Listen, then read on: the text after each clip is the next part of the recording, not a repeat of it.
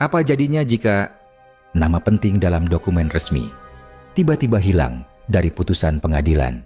Nama Damciwar AD tercantum jelas dalam risalah rapat 13 Maret 2018 sebagai wakil resmi PT BSP.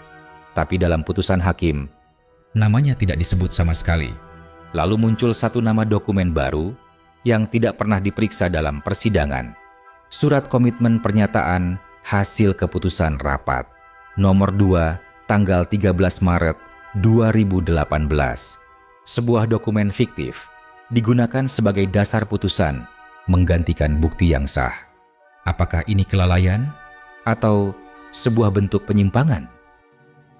Ini adalah isi risalah rapat 13 Maret 2018, bukti resmi yang diajukan oleh Jaksa Penuntut Umum dan dicatat sebagai bukti JPU nomor 51. 3 pihak hadir dalam rapat penting itu. PT BSP melalui Damciwar AD, PT BSP Zapin melalui Feldiansyah, dan PT ZES melalui Yusmar Afandi. Tapi lihat, isi putusan PN halaman 357. Nama Damciwar AD tidak disebut sama sekali. Seolah PT BSP tidak pernah ikut hadir dan Feldiansyah bertindak sendirian. Ini bukan sekadar kesalahan redaksi. Ini adalah penghilangan fakta penting yang mengubah total struktur tanggung jawab hukum. Menurut pasal 92 ayat 3, Undang-Undang Perseroan Terbatas, pembagian tugas antar anggota direksi ditetapkan melalui rapat umum pemegang saham atau surat keputusan direksi. Dan ini adalah surat keputusan direksi PT BSP nomor 002 SK-dir-2017 yang secara tegas menetapkan Damciwar AD adalah perwakilan resmi PT BSP dalam pengambil kebijakan dan keputusan pada PT BSP Zapin. Lebih jauh lagi, struktur ini disahkan kembali dalam RUPS PT BSP tahun 2017, Bukti T14, melalui Akta RUPS nomor 28 tahun 2017. Artinya, kehadiran Damciwar AD dalam rapat tidak bisa diabaikan karena memiliki kewenangan penuh terhadap PT BSP Zapin dengan kepemilikan saham mayoritas lebih dari 95%, karena telah ditetapkan sah secara korporasi dan diatur langsung oleh undang-undang.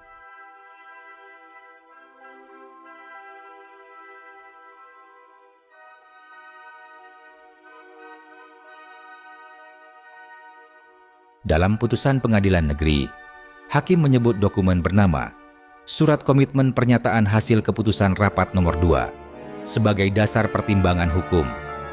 Tapi dokumen ini tidak pernah ada dalam daftar bukti jaksa penuntut umum, tidak ada dalam daftar bukti terdakwa, dan tidak tercatat dalam berita acara persidangan.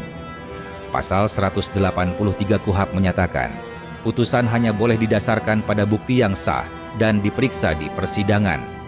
Apa yang dilakukan hakim ini bukan kesalahan administratif, tapi pelanggaran hukum acara pidana.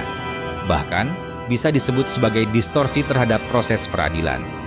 Dan jangan lupa, Perma nomor 9 tahun 2017 menggariskan bahwa putusan pidana harus memuat fakta persidangan dan hakim harus menjelaskan bukti apa saja yang menjadi dasar keyakinannya.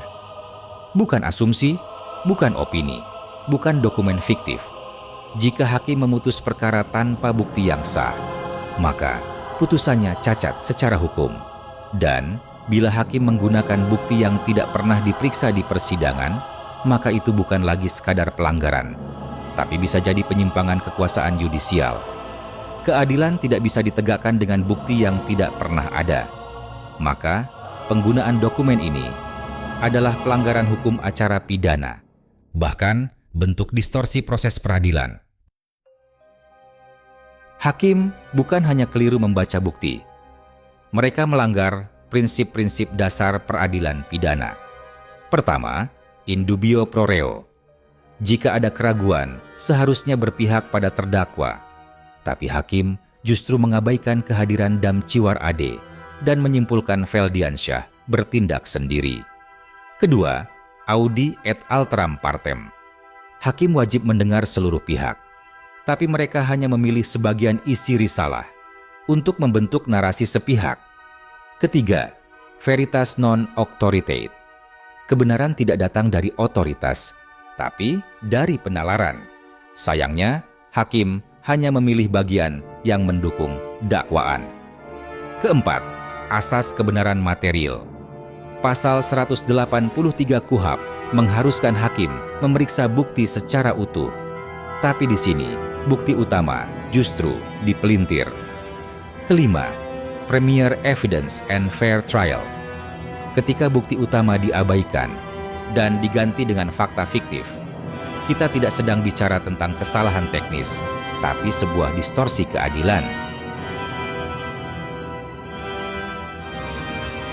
Putusan pidana tidak hanya harus adil, tapi juga harus taat pada asas legalitas. Pertama, lex scripta. Hukum pidana hanya bisa ditentukan oleh hukum tertulis, tapi hakim memakai dokumen yang tidak ada dalam sistem pembuktian, dan itu melanggar lex scripta. Kedua, lex serta.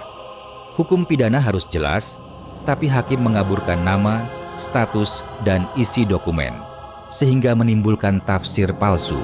Itu melanggar lex serta. Ketiga, lex stricta. Hakim tidak boleh menafsir hukum secara meluas, tapi tanggung jawab kolektif diubah jadi sepihak, dan itu adalah bentuk penafsiran analogis yang dilarang. Keempat, lex previa. Tidak boleh ada pidana tanpa dasar hukum yang berlaku saat peristiwa, tapi hakim membentuk narasi hukum yang tidak ada dan menilai perbuatan sah sebagai kejahatan belakangan. Ini melanggar semangat lex previa. Jika keempat asas ini dilanggar, maka tidak ada lagi pondasi hukum yang berdiri. Apa yang dilakukan oleh majelis hakim bukan sekadar kekeliruan prosedur, tapi sebuah bentuk penyimpangan hukum. Nama yang hadir dihapus dari dokumen. Dokumen yang tidak pernah ada diciptakan sebagai dasar putusan. Ini bukan proses hukum. Ini adalah judicial distortion. Penyesatan fakta dan hukum oleh hakim dengan menghilangkan bukti utama dan membentuk kenyataan palsu. Dan ketika kebenaran dipelintir di meja hijau, keadilan ikut runtuh. Kita telah melihat bagaimana satu persatu pelanggaran terjadi. Bukti sah dipotong, bukti fiktif dimunculkan, SK dan RUPS diabaikan. Hakim melanggar asas keraguan, asas keadilan, bahkan prinsip legalitas dalam hukum pidana. Pasal 183 KUHP tak ditaati dan putusan dibangun di atas narasi, bukan kebenaran. Jika kita lihat secara utuh, maka ini bukan lagi sekadar kesalahan. Ini adalah cacat hukum menyeluruh. Bukti yang sah dihilangkan, nama yang hadir dihapus, dokumen yang tidak pernah ada dijadikan dasar menghukum seseorang. Jika hukum dibangun dari kutipan palsu dan penghilangan fakta, maka yang lahir bukan keadilan, tapi ketidakadilan yang disahkan. Bukti harus dibaca utuh, hakim harus bicara jujur, dan kita tidak boleh diam. Sebarkan video ini, suarakan, karena hukum tanpa kebenaran hanyalah alat kekuasaan